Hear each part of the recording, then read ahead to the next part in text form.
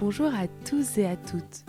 Aujourd'hui, vous allez écouter l'épisode 4 de Inde et les trésors des mers du Nord. Avant de commencer, nous voulions vous souhaiter de très belles fêtes de fin d'année à vous tous qui nous écoutez. Et maintenant, nous vous laissons avec Inde et tout le reste de l'équipage. Bonne écoute!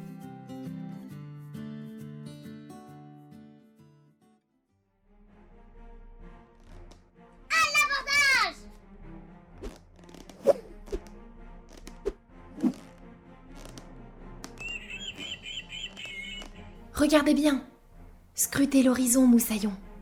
Vous allez le voir, majestueux, entre le ciel et la mer. Sortez vos longues vues, il se rapproche à toute allure. Voile dehors et drapeau noir qui flotte au vent.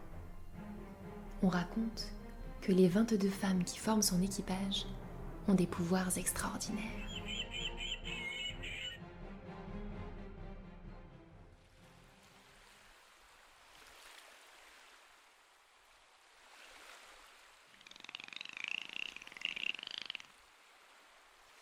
Au petit matin, l'aventurine glisse doucement dans la brume.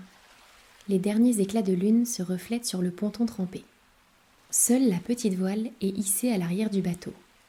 Inde avance sur le pont en enjambant les débris de bois et en évitant de marcher sur les fêlures. La tempête que les filles de l'équipage ont essuyée hier a fait tomber le grand mât qui s'est brisé à 3 endroits différents. Pauvre bateau, il a beaucoup souffert. J'espère que nous pourrons vite le réparer pour aller à la recherche du trésor, pense Inde en effleurant dans sa poche la carte au trésor que lui a léguée Olwen. Son amie Colette a réussi à déchiffrer une bonne partie des inscriptions notées sur la feuille de papier. Elle a aussi découvert que les petits points sur la feuille représentaient des constellations d'étoiles. Inde en est persuadée. C'est une carte qui indique l'emplacement d'un trésor. Je me demande bien ce que c'est ce trésor.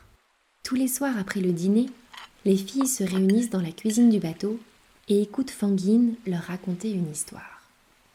Fangine a un don pour les histoires. Avant de rejoindre l'aventurine, elle a grandi en Chine et a été élevée par sa grand-mère qui était conteuse. Avant même de savoir marcher, Fangine savait raconter des histoires. Elle en connaît des milliers et quand elle les a toutes racontées, elle en invente d'autres. Inde adore écouter Fangine. Elle aime surtout ses histoires de pirates et les trésors incroyables cachés sur des îles entourées de récifs dangereux et de terribles requins.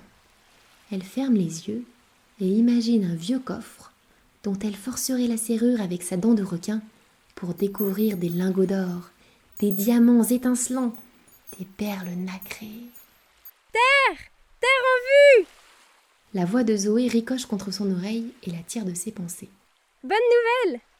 Si les calculs de Pilar sont bons, ce doit être les îles Féroé. Elle avait dit que nous pourrions les atteindre vers 8h. Il est 7h56. Pilar est une génie, crie Zoé en tournant son gouvernail en direction de la terre. Inde scrute l'horizon. Au loin, elle devine une bande de terre grise et escarpée. À mesure que l'aventurine se rapproche de la terre ferme, Inde aperçoit de grandes falaises de roches noires, mais aussi des prairies verdoyantes qui courent le long des crêtes. Tout à coup, des cris stridents retentissent.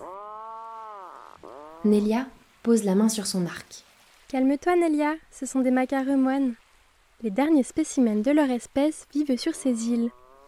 Comme tous les autres oiseaux, les pauvres ont presque disparu avec le réchauffement de la terre et la disparition des arbres. Inde plisse les yeux et aperçoit près des falaises de drôles d'oiseaux au gros bec orangé et au plumage noir et blanc. Curieux mélange entre une pie et un perroquet. Zoé manœuvre habilement l'aventurine pour se rapprocher le plus près possible de la côte. Nous allons devoir finir en prenant les barques, dit-elle en faisant descendre l'ancre avec l'aide d'une chaîne et d'une poulie. Une fois le bateau amarré, toutes les filles se réunissent sur le ponton. J'ai bien étudié la situation cette nuit, explique Violine. Pour réparer le grand mât, l'idéal ce serait de trouver du bois, mais je ne pense pas que ce soit possible. Il va falloir trouver autre chose pour le réparer, comme de l'acier ou de l'aluminium.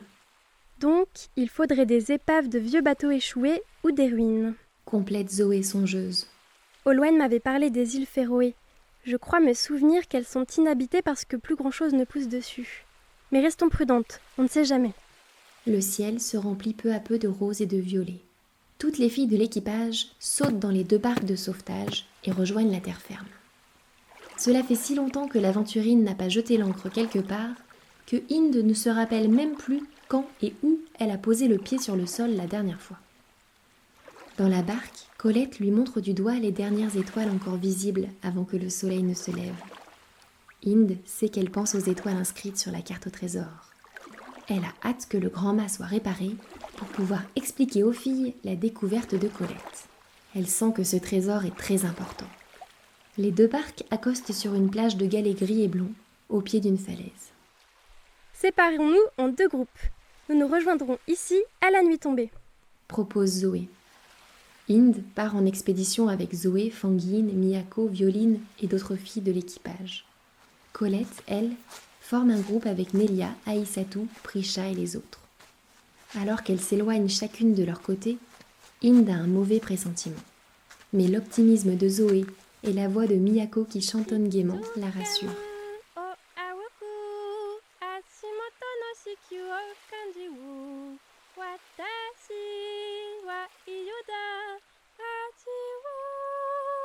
Toute la journée, elle crapahute dans les rochers, escalade les falaises, marche sur la lande.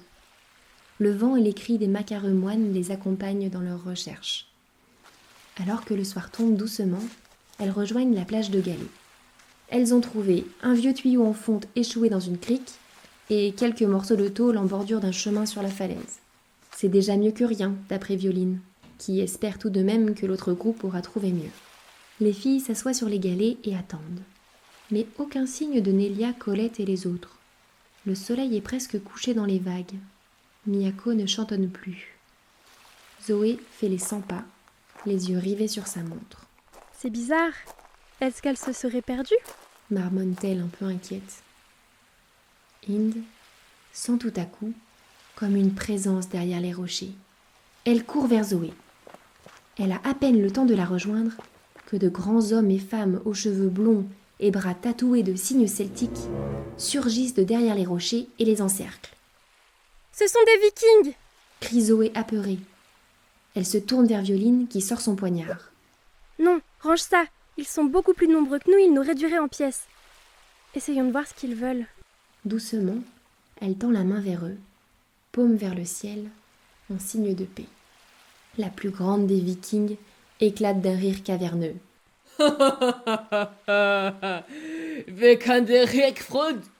Puis, elle se tourne vers les autres Vikings et ordonne. Les Vikings leur font signe de les suivre en agitant leurs épées d'un air menaçant. Hind se serre contre Zoé. Elle est terrifiée. Ils marchent sur la lande un moment et arrivent au bord d'un lac extraordinaire. Il est comme posé sur la falaise, entouré par des roches recouvertes de mousse. Tout au bout du lac, une cascade s'écoule et se déverse dans la mer. Fanguine murmure. J'ai entendu il y a bien longtemps une histoire qui parle de cet endroit. C'est le lac de Zorvastan. Nous sommes donc sur l'île de Vagar. Ces Vikings appartiennent au clan Osulf, les loups guerriers. Alors que la plus grande des Vikings s'approche d'un gros rocher, Hind aperçoit une grosse tête de loup tatouée sur son bras gauche. La Viking se penche et d'un geste puissant, elle fait rouler le rocher, dévoilant l'entrée d'une caverne. Les Vikings leur font signe d'entrer dans la caverne. Un long couloir humide, éclairé au flambeau, s'engouffre dans les profondeurs de la roche. Des crânes de loups sont accrochés au mur, en signe d'appartenance au clan. Les filles avancent le long du couloir et arrivent dans une grande grotte souterraine.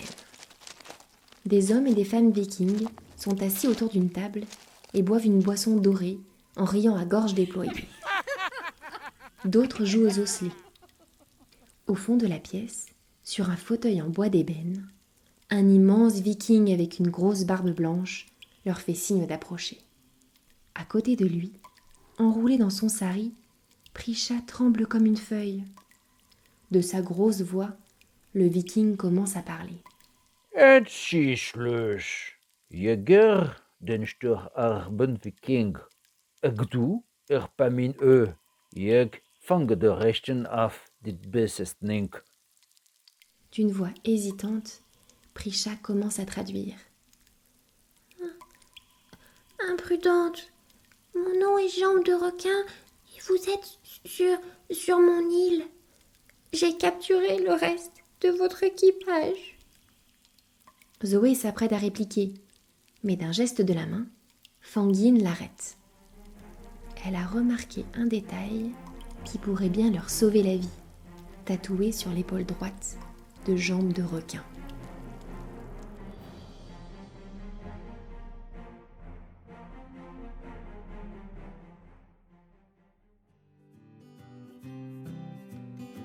Vous venez d'écouter Inde et le trésor des mers du Nord. Nous vous donnons rendez-vous lundi prochain pour la suite de l'aventure.